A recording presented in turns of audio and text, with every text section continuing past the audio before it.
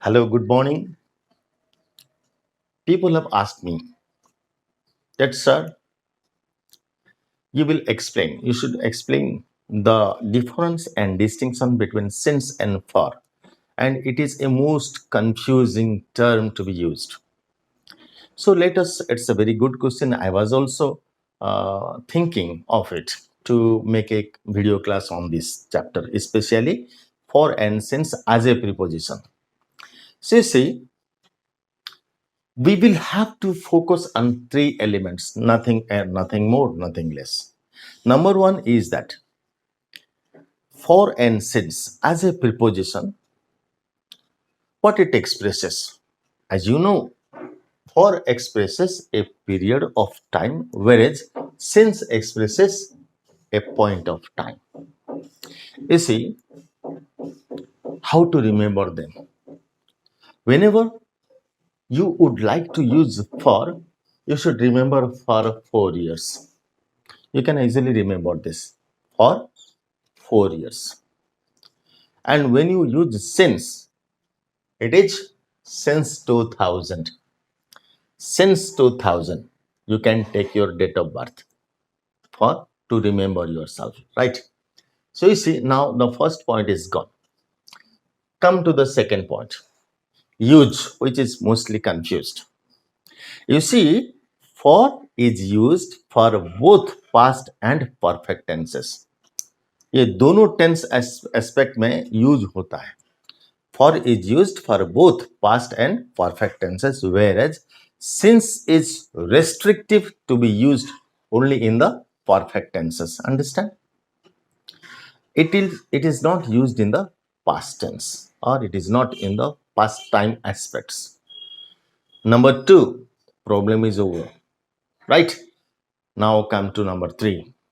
This is the application part, advanced part. I have always been telling you that the structural part is not as important as the advanced part. So let us come and understand what is the distinction between for and since. You see, I lived here for 4 years. You see, lived, it's a past action.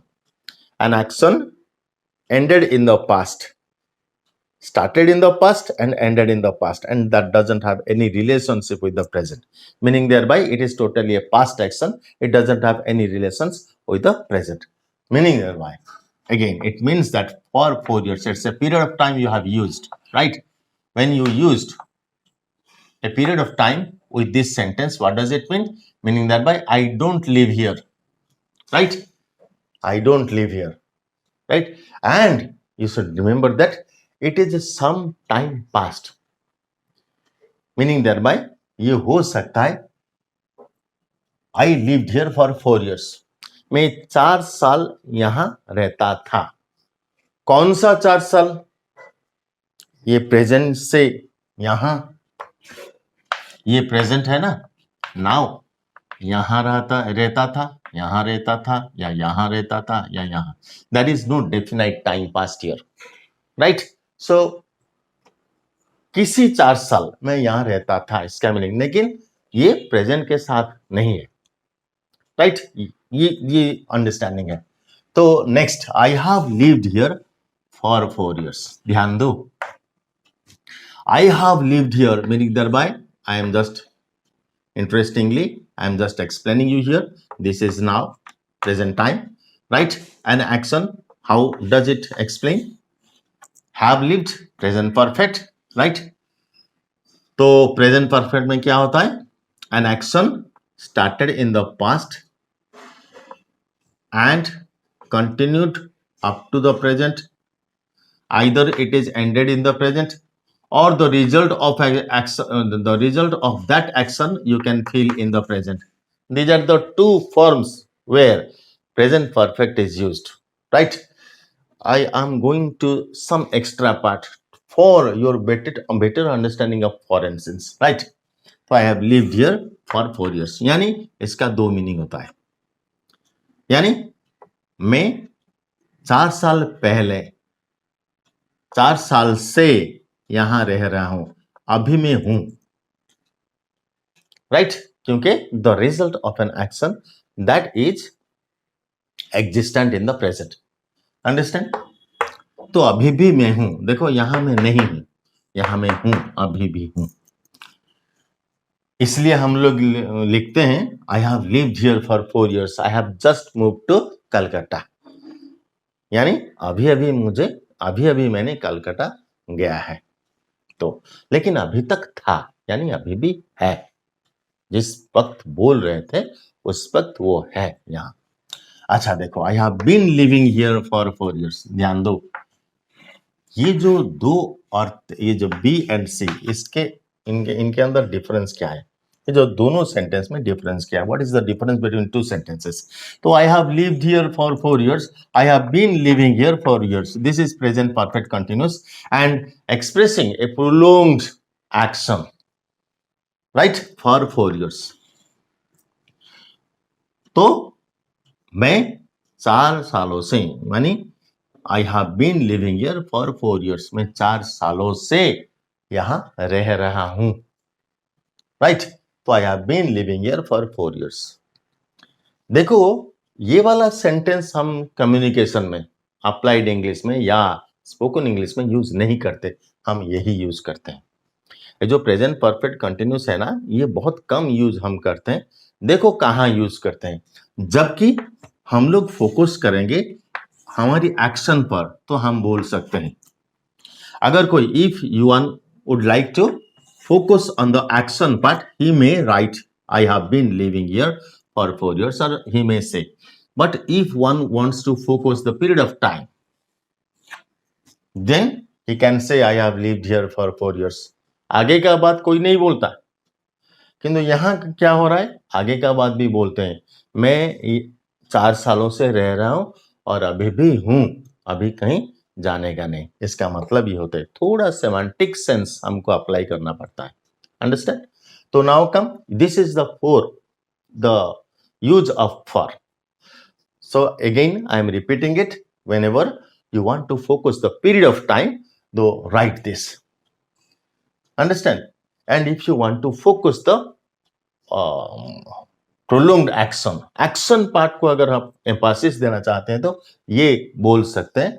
अगर हम period के ऊपर, time के ऊपर हम जोर देते हैं, तो हम ये बोल सकते हैं। लेकिन दोनों ठीक है, ओके। लेकिन स्पोकन इंग्लिश में ज्यादातर हम यही बोलते हैं, I have lived here for 4 years। You see, I lived here 4 years। You see, in modern English में ये फॉर भी हम आजकल यूज नहीं करते। ध्यान दो, ये वाला भी। स्पोकन इंग्लिश में हम बोलते हैं आई lived here for 4 years, I lived here 4 years, और आई लिव्ड हियर फॉर 4 years। दोनों ठीक है, लेकिन फॉर ज्यादा तक यूज नहीं होता। देखो, I have lived here since, ध्यान दो, ये प्रेजेंट परफेक्ट में है, और जो सिंस है ना, ये बिल्कुल परफेक्ट टेंस में यूज होता है। Restrictive to be used in perfect tenses. तो इसका मतलब क्या है? देखो, एक पॉइंट ऑफ टाइम से, पास्ट का एक पॉइंट ऑफ टाइम से अभी तक, ये खींच लेते हैं, ये पॉइंट ऑफ टाइम है ना, ये पॉइंट ऑफ टाइम से अभी तक, ये वाला पार्ट। हम जब इस पॉइंट ऑफ टाइम को पकड़ते हैं और एम्फासाइज करते हैं, तो हम सिंस यूज करते हैं, which is totally restrictive to be used in perfect tenses only. I have lived here since 2008। देखो, 2018 से मैं यहां हूं, ये भी है। I have been living here since 2018, वही बात। I have been living here माने ये पॉइंट ऑफ टाइम से हर समय को एम्फासिस हम करते हैं। बोला ना, प्रोलॉन्ग्ड एक्शन, राइट। जैसे हम बोलते हैं I have been watering the garden since morning, right. तो सुबह से मैं गार्डनिंग कर रहा था, वाटर दे रहा था, है ना, दे रहा था, ओके। देखो, I have been living here since 2018। तो ये पार्ट आप समझ गए ना। देखो, अभी कहां दिक्कत आता है, तो I have lived here for 4 years, I have been living here for 4 years, for since 2008, मतलब एक ही है। लेकिन कोई पॉइंट ऑफ टाइम को दर्शाता है तो कोई पीरियड ऑफ टाइम को दर्शाता है, लेकिन मतलब एक ही है, राइट। तो if I tell you a question, you see, after training of this you will be asked to answer. You will have to understand the question first. You see,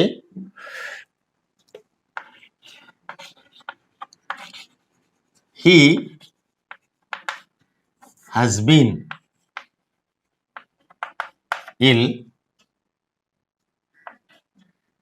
last week.